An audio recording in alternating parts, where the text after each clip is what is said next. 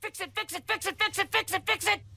Fix it, fix it, fix it! Hello everyone and welcome to Action RPG. I'm your host Aaron, and for today's video we're headed to the world of Last Epoch. EHG, the studio behind LE, just dropped update 133, and we have more bug fixes for things that have been driving people nuts. This should be a fairly short video, just want to continue to update everybody on the progress from EHG on Season 3 Beneath Ancient Skies. So we're just going to jump right into this, and they've kind of categorized this like they do their patch notes. So they actually have the Sentinel updates, Rogue, Mage, Primalist, Acolyte. So we'll go through all of it. So starting off with Sentinel, it looks like there was an update to Abyssal Echoes that was not working correctly. Judgment, there was a couple fixes put in under Symbols of Sacrifice. Shield Bash, I guess there was a problem with Splintered Blow. We haven't played any Sentinel for Season 3, so I don't know any of these bugs that are driving people nuts. Vengeance fixed an issue causing the Blade Paladin node to not apply the ignites in inflicted by Iron Blades. So those are the fixes. 1, 2, 3, 4, 5 for Sentinel. Moving on to Rogue. These are both around aerial assault. Fixed an issue where the Falcon using Featherstorm could sometimes end Featherstorm early in order to perform its auto attack. That was a little bit of a nerf there. Aerial Assault fixed an issue where sometimes after using Featherstorm, a second Falcon would appear and auto-attack enemies with the Featherstorm while still active. You cannot have two Falcons. All right, taken care of. Mage. This is under the Mage passive tree. Fix an issue where Mage's reactive barrier displayed an incorrect remaining cooldown. All right. Primalist. Now, obviously, this is what I care about. I've played so much Primalist for Season 3 Beneath Ancient Skies. Summon Bear fixed an issue where Divining Totem node on Earthquake would not be applied to the aftershocks of the earthquake created by the Summon Bear. Summon Bear fixed an issue where Snow Crash node on Earthquake would not be applied to the aftershocks of earthquake created by Summon Bear. Summon Raptor fixed an issue which caused the cornered node to only apply to hit damage of basic attacks and jump attack. It now applies to all skills, sub-skills, and ailments. So I know a lot of people were complaining about Raptor. That has been taken care of.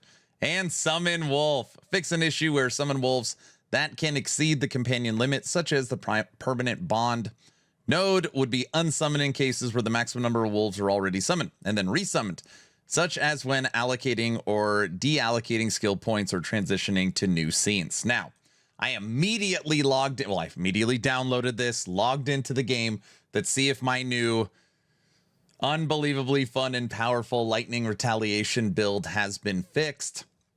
And unfortunately, the answer is no. So they continue to work on this node permanent bond, but it does not currently work with T-Rex. So if you're using T-Rex, which you absolutely want to use for this build, you still cannot take it because it lowers your companions to only one. Totally sucks, but they continue to get closer on Summon Wolf. And then Tornado Aspect the Storm now displays as a buff icon while active. This is huge. Tornado players hate the fact that you don't actually know if Aspect to the Storm is working unless you do some tests. Now you will actually see the buff on the screen. Moving over to Acolyte. Aura of Decay fixed the health regen. Death Seal fixed an issue with converted death wave proccing. It was an audio issue. And then a lot of flay. So the dance node basically not working correctly. There's 3 hot fixes in 4 flay that should take care of that problem. Lich passive tree fixed an issue where Lich's soul barrier was not granting ward. Reaper form fixed an issue where Reaper's form evade sound wasn't playing. Items, the Pebbles set bonus wasn't working. That is now taken care of. And then Evolution's End, the Rift Beast minion would block players' movement and offline. That has been taken care of. Campaign adjusted dialogue interaction with the Farsight turtle. Updated WASD and controller on the old road. Fix an issue where the observer's prison would not sync up with party members. Fix an issue where items in the loot ground labels would stick around in the sky chains. I never seen that one. Fix the boss music transition of Zarek's boss fight event. Fix an issue where looping Sphinx audio, Mountain Ascent, and Silent Coast was missing. Monolith. Ooh, I like this one. Fixed memory link. Very good. Fixed camera. What is this? Fix an issue in the Rampant Coast Woven Echo, sometimes dropping the same loot multiple times in offline. Good old offline. Dungeon. Fix an issue. Minimap would not populate in Serpal Temporal Sanctum. Random encounters. Missing walls in the cemetery. Invisible walls in tombs and cemeteries. Factions. Weaver Tree causing crashes. Dark woven threads node on the Weaver Tree not correctly increasing silk chance. Okay. Enemies. Just a couple of enemy fixes. There's one really good one in here. You guys are going to like this. UI, fix a memory leak in the dialogue system. This is great.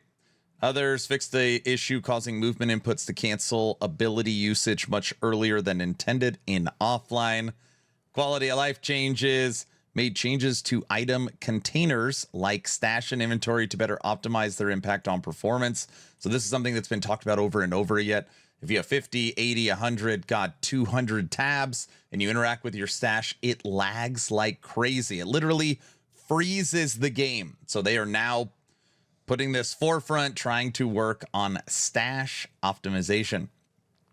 The Observer has had health considerably increased and now deals more damage. Visual sound changes. All right, this is the end. I wanted to go over this. Skills. The Ruptured Course node from Bone Curse now plays a new dedicated sound when enemies explode. The Blood Splatter skill that procs the Carrion of Creation now is unique audio. Slightly tuned down Soul Feast cast sound. The UI sound effects of the sort button in the player inventory has been re-implemented. And right here, enemies and NPCs. Lagon now giggles when he's defeated in the main campaign. Yes, you read that correctly. Lagon now giggles when he's defeated in the main campaign. So that is the update for 1.3.3. The current fix that I am waiting on is T-Rex working with the permanent bond node. That is the fix that I am waiting for. It screws up squirrels, it screws up wolves, it screws up basically any wolf build that uses T-Rex. But I want to know your opinion. Is there something that's driving you crazy? Are you stuck and you can't progress throughout the campaign? Is there an item that doesn't feel like it's right? I will go through the comments and I will bubble that stuff up. So let me know your thoughts in the comment section below. Please like, share, and subscribe, of course, only if you think I've earned it. Do you feel like you got to replay the campaign now because we have to listen to Lagon giggling? I feel like I do. But anyways, that is the update. Don't forget to check out actionrpg.com, my newly launched website. We are now approaching 20 builds fully updated for Season 3, and it just continues to get better and better. I'm done. Hopefully you're entertained or at least learned something. One take video.